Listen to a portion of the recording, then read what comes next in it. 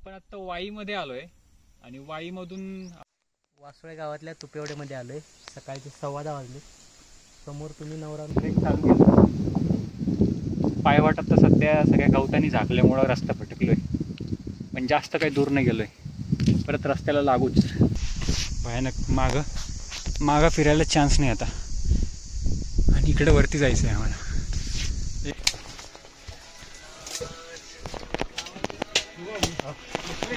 अरे बाप,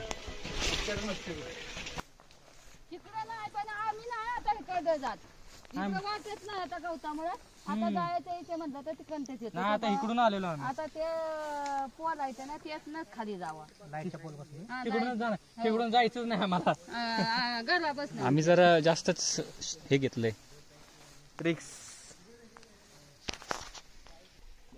जिरली आपली आता नाही, काय जिरलंय नाही काय वाटलं मला। तुमच्या लोकांना टेन्शन होतं, मागं आणले बरोबर फक्त चढायला नाही। ह्याच्या भावानं मला सगळ्यात मीच फोन केला होता सकाळी 7-8 बजे जाणं आहे। चढायचं नाही रे, रिस्क आहे ना एवढे,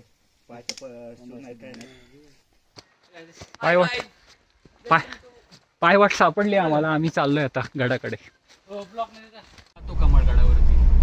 सुंदर ट्रेक एकदा नक्की करा कमळगड, पण वाटड्यासोबत घ्या। सह्याद्रीतील प्रत्येक किल्ल्याला आपली एक ओळख आहे, प्रत्येकाचे वैशिष्ट्य वेगवेगळे आहे। इथला प्रत्येक किल्ला आपल्याला काही ना काही विलक्षण गोष्ट दाखवतो। तटबंदी, बुरुज, दरवाजे, तोफा यासारखे कोणतेही दुर्ग अवशेष नसून सुद्धा काही दुर्ग आपल्या अंगखांद्यावरती असलेल्या एखाद्या वैशिष्ट्यपूर्ण गोष्टीमुळे दुर्गप्रेमींच्या मनात घर करतात। याच पंक्तीतील कोणतेही दुर्गावशेष नसलेला पण आजही कमालीचा सुंदर असलेला एक दुर्ग म्हणजे किल्ले कमळगड। आज आपण त्याला भेट द्यायला चाललोय।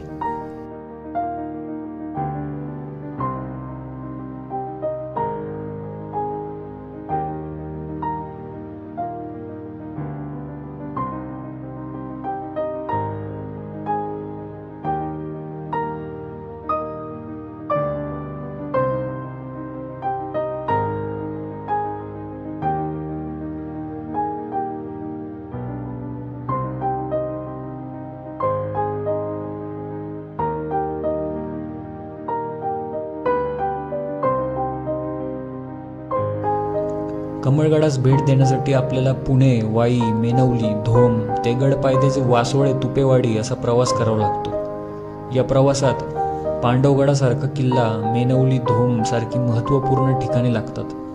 वाई आणि महाबळेश्वर मधील डोंगर रांगेत धोम धरणाच्या फुगवट्यामध्ये कमळगड हा कमळाच्या फुलासारखाच वर आलेला आहे।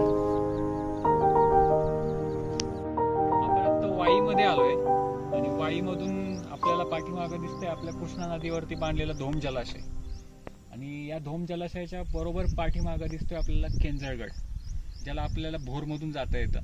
आणि केंजळगडाच्या समोर जे पाठीमागं दिसतोय तो विस्तीर्ण जे पठार पसरलंय, जे विस्तीर्ण पठार आहे ते रायरेश्वराचं पठार आहे, ज्या ठिकाणी शिवाजी महाराजांनी स्वराज्याची शपथ घेतलेली होती। हे सगळं रायरेश्वर पठार, केंजळगड, धोम जलाशय, आणि तिथे लांबवर जो दिसतोय आपल्याला तो जो आहे तो पांडवगड आहे। वाईचा रखवाला म्हणतात त्यांना। जे 5 गड आहेत वाईचे, पांडवगड, पलीकडे वैराटगड, इकडे हा केंजळगड, आणि आता आपण चाललोय तो गड म्हणजे इकडे कमळगडावरती चाललोय आपण वासोळे गावातून। आणि त्याचे नवरा नवरी सुळके जे आहेत कमळगडाच्या समोरचे ते दिसतात आहे। कमळगड या डोंगराच्या पाठीमाग आहे, तो वरती गेल्याशिवाय काय आपल्याला पाहता येणार नाही। वासोळे गावातल्या तुपेवड्यामध्ये आलोय। सकाळचे 10:15 वाजले। समोर तुम्ही नवरा नवरी सुळका बघू शकता कमळगडाचा, आणि समोर माकडं पण आहेत। कृष्णा नदी आणि तिला मिळणाऱ्या वाळकी नदीच्या खोऱ्यात कमळगडाच्या झाडी भरला माथा टोपीसारखा उंचावलेला असल्याने दुरूनच आपले लक्ष वेधून घेतो। धोम धरणाचा निसर्गरम्य परिसर पाहत पाहत आपण कमळगडाच्या पायथ्याला असलेल्या वासोळे गावात कधी पोहोचतो हे कळत देखील नाही। वासोळे गावाचा पुढे असलेल्या तुपेवाडीतून गडावर जाण्यासाठीचा मार्ग आहे। खरं तर तुपेवाडीमधून फक्त कमळगड माचीचे दर्शन होते, टोपीसारखा गड माथ्याचे येथून दर्शन होत नाही. ते देवीचं मंदिर आहे तिथं, जननी आई देवीचं मंदिर. आता कमळगड चढतोय आम्ही आणि रस्ता भटकलोय पूर्णपणे. गवताच्या कुठल्या तरी भागात डोंगर आलोय. माझ्या पाठीमागे आपला पेंजळगड दिसतोय छान, आणि खाली तुपेवाडी गावातून आम्ही ट्रेक चालू केला. पायवाट आता सध्या सगळ्या गवतानी झाकल्यामुळं रस्ता भटकलोय, पण जास्त काही दूर नाही गेलोय. परत रस्त्याला लागूच थोडा वेळ थांबलोय झाडाखाली.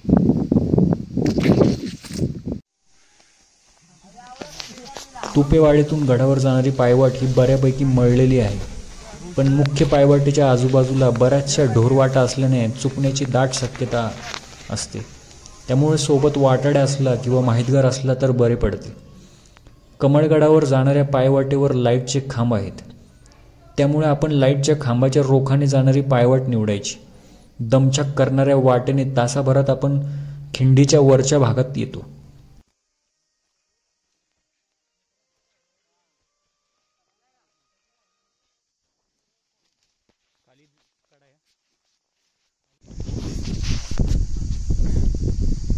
कमळगडाची चुकलेली वाट आहे.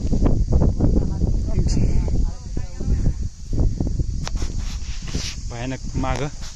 मागं फिरायला चान्स नाही आता, आणि इकडे वरती जायचं आहे आम्हाला.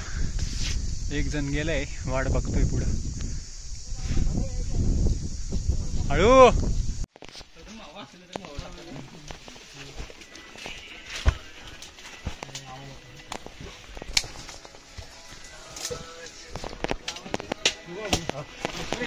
अरे बाप.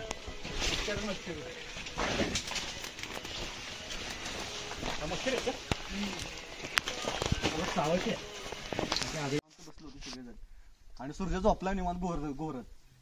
त्याला काहीच बेफिकर नाही, त्याचं नेटवर्क नाही, काय नाही, एकदम शांत बसलो होतो.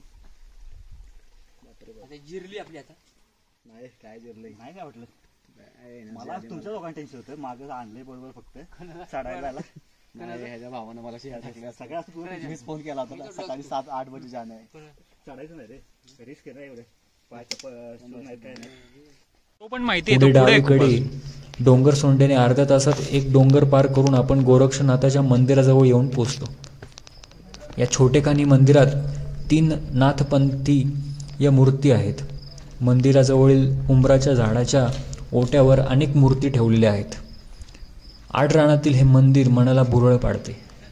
या ठिकाणी क्षणभर विश्रांती घेऊन आपण कमळगडाच्या माचीकडे चालू लागायचे.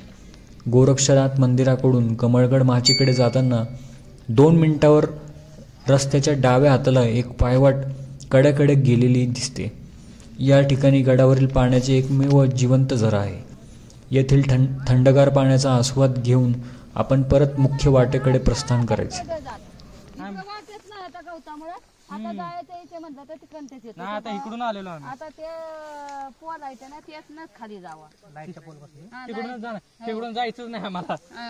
घरापासून आम्ही जरा जास्तच हे घेतलंय ट्रिक्स.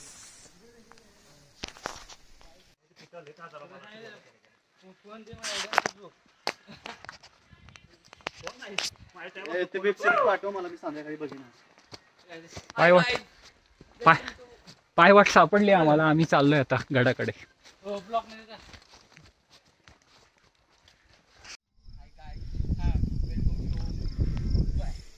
कमळगडाचा बहुतांशी भाग हा घनदाट जंगलाने व्यापला असल्याने आपल्याला निसर्गाची मुक्तपणे संवाद साधता येतो.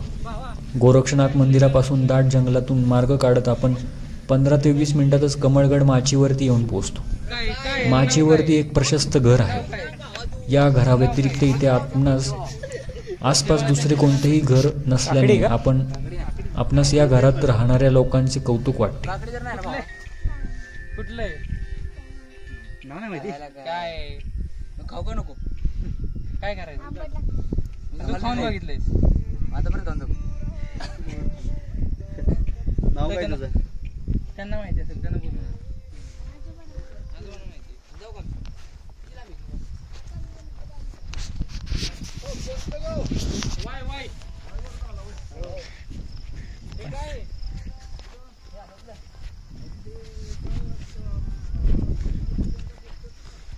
लक्ष्मीपूजनाला पुस्तक ते फळ आहे.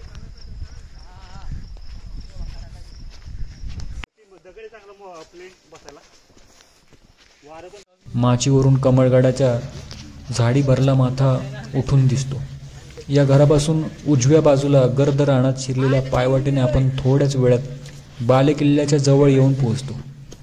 वाटेत आपणास तटबंदीचे नाममात्र अवशेष आढळून येतात. पुढे 2 भल्या मोठ्या कातळामध्ये गडमाथ्यावर जाण्यासाठी एक लोखंडी जिना दिसून येतो.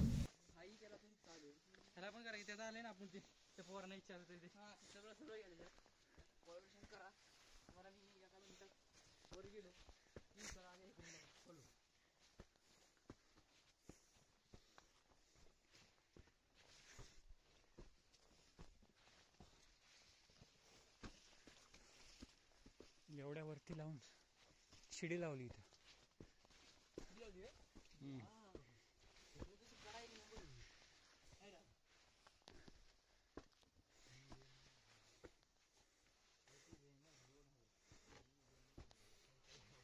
बस शेवटच्या टप्प्यात पोहोचलोय आपण.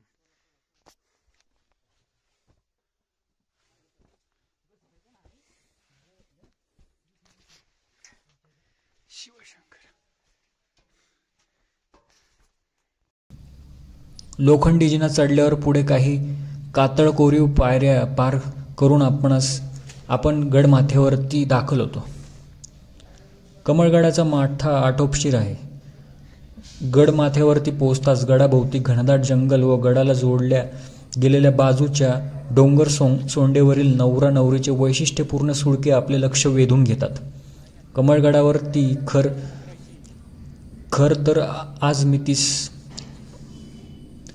कमळगडावर खरं तर आज मितीस इतर किल्ल्यासारखे तटबुरुज दरवाजे नाहीत, पण कमळगडाच्या माथेवर शेकडो वर्षापूर्वी दुर्ग स्थापत्यकाराने साकारलेली अद्वितीय बांधणीची गेरूची विहीर उर्फ कावेची विहीर आजही सुस्थितीत आहे. दुर्ग स्थापत्यकाराने साकारलेल्या हा आविष्कार अचंबित करणार आहे.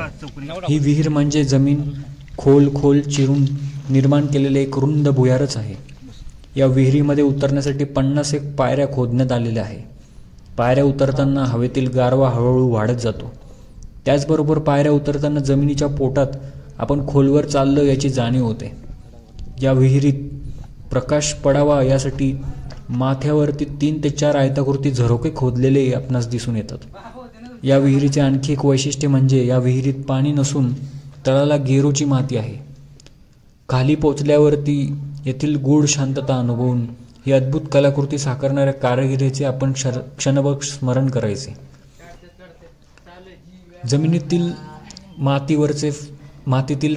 जमिनीवरील मातीचे फेरिक ऑक्साईडचे प्रमाण वाढले तर माती लाल रंगाची होते. त्याची अनुभूती येथील गेरूच्या विहिरीमधल्या मातीकडे पाहून आपल्याला येते. गडाचे मुख्य आकर्षण असलेल्या या गेरूचे किंवा कावेची विहीर पाहून आपण पुन्हा गडमाथ्यावर फेरफटका मारायला यायचे.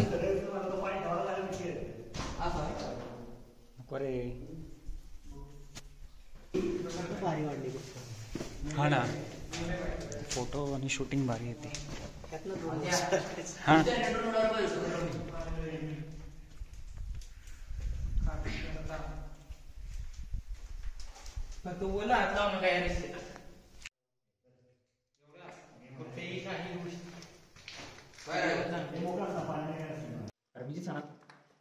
कावेच्या विहिरीमध्ये आता आम्ही कमळगडावरती, आणि पूर्ण लाल रंगाची माती असलेली विहीर आहे. गडाचं खास आकर्षण आहे.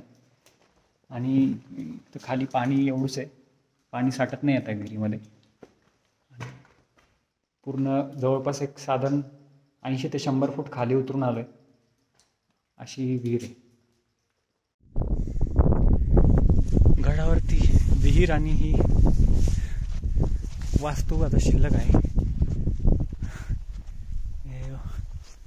वाडा गडावरचा किंवा गडावरची जी वास्तू आहे त्याचं अवशेष सदर वगैरे शिल्लक दिसते. इथे महादेवाची पिंड आहे आणि या बाजूला आपल्याला महाबळेश्वर आणि पाचगणी पठार, आणि या बाजूला लगेचच रायरेश्वराचं पठार, पाठीमागं धोम जलाशय आहे. तिन्ही बाजूंनी कृष्णा नदीच्या पाण्यावरती जे जलाशय बांधले, धोम जलाशय, ते तीनही बाजूंनी या गडाला वेढले. आणि याला सह्याद्रीतला बर्फ का म्हणतात? सगळ्या बाजूंनी जंगल, तिन्ही बाजूंनी कृष्णेचं पाणी या ठिकाणी असं बांध घालून अडवण्यात आलंय. तर बांध दिसतोय, हा रायरेश्वराचा पठार या बाजूला लांबून दिसतंय, ते या बाजूला केंद्रगड दिसतोय खाली. पलीकडं आपल्याला दूरवर जो दिसतोय तो आहे पांडवगड, आणि इकडे वाई शहर दिसतंय लांबवर. हे असं महाबळेश्वर आणि पाचगणीचा टेबल लँड. खूप सुंदर वातावरण आहे, छान विजिबिलिटी. याच परिसरामध्ये आपल्या छावा पिक्चरची शूटिंग झाली होती. विहिरीच्या मागे एक सदरेसारखी वास्तू दिसून येते. या सदरेजवळील कातळात एक शिवलिंग कोरलेले दिसते. कमळगडाच्या चोहो बाजूंनी तीव्र कातळकडे असल्याने दुर्ग निर्मात्याला तटबंदी बांधण्याची गरज भासली नसावी. गडावरती कोठेही पाण्याचं टाकं नाही. गड माथ्यावरून दूरवर पांडवगड, वैराटगड, चंदनवंदन दिसतात. दक्षिणेकडे पाचगणी व महाबळेश्वरचे, तर उत्तरेस केंजळगड, रायरेश्वर डोंगर व धोम जलाशयाचे सुंदर दर्शन होते.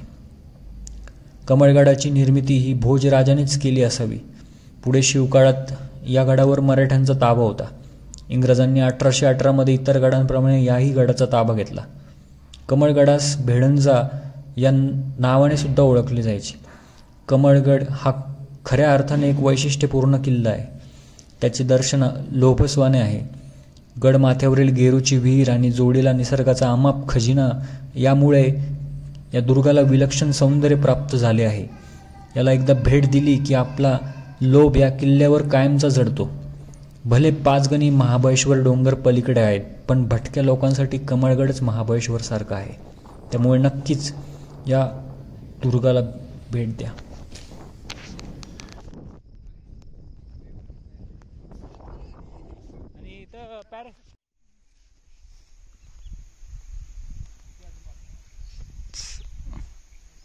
या डोंगर धारेवरतून आम्ही हळूहळू इकडे ट्रॅव्हल्स मारत इकडे आलो. आणि मग आजची गड किती वाजले? 5 वाजले. 5 वाजता खाली आलोय आम्ही. आणि स्टार्टिंग पॉइंटला इथे गाडी लावलेली. हे 2 व्हीलर, दोघांनी 3 2 व्हीलर आणले यांनी वाईवरून, आणि मी 4 व्हीलर घेऊन आलो. हे अशा 3-4 वाट आहेत तिथे, आणि आम्ही गेलो या मधल्या वाटेनी, मधल्या साईडच्या वाटेने गेलो थोडंसं. आणि वाट होती या साईडची, वरती थोडी चढावरची. ती वाट, ती चढावरची वाट होती. एवढंच तुला तर सगळ्यात चुकत गेलो, आणि ट्रॅव्हल्स मारला. तो तिथे व्हिडिओमध्ये दिसेलच कसा ट्रॅव्हल्स मारलाय. आणि पोहोचलोय आम्ही 5 वाजता, 1.5 तासात खाली आलोय. आता 5:22 झाले आणि आम्ही कमळगड उतरून वापस चाललोय. पाठीमागं माझ्या केंद्रगड दिसतोय. आणि आता येताना आम्ही वाई मार्गाने आलो होतो.